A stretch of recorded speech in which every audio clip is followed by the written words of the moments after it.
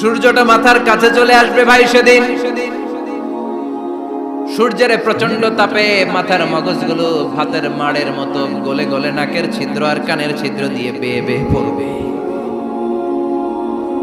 জিহ্বাটা তৃষ্ণায় বেরোতে বেরোতে নাভি পর্যন্ত এসে ঝুলে থাকবে কুকুরের মতো, ক্লান্ত শ্রান্ত ঘর্মাক্ত পেরেশান, বাঁচানোর কেউ নাই। মায়েশা জিজ্ঞেস করলেন, ইয়া রাসূলুল্লাহ, don't they feel any shy? Nobody belong any garment in their body, no dress in their body. তাদের দেহে কোনো ড্রেস নাই, পোশাক নাই। নবী রে, এতগুলো মানুষ উলঙ্গ, লজ্জা লাগবে না? বিশ্বনবী বললেন, আয়েশা তুমি লজ্জার চিন্তা করো, সেদিন বাবা ছেলেরে দেখে দৌড়ে পালাবে।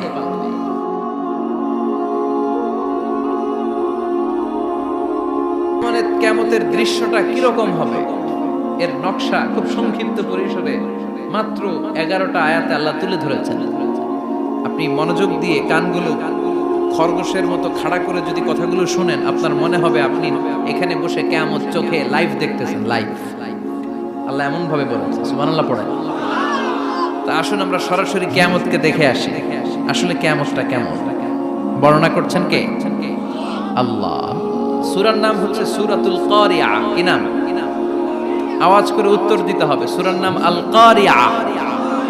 চিৎকার মেরে বলেন, সূরার নাম কি?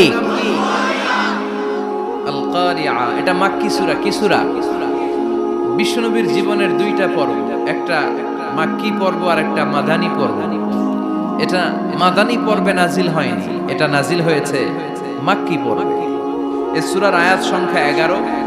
এটা কোরআনের 101 নম্বর সূরা। এটা আল কোরআন আল কারীমের 30তম পারায় অবস্থিত একটা সূরা। আমাদের অনেকেরই মাশাআল্লাহ মুখস্থ আছে, আছে না?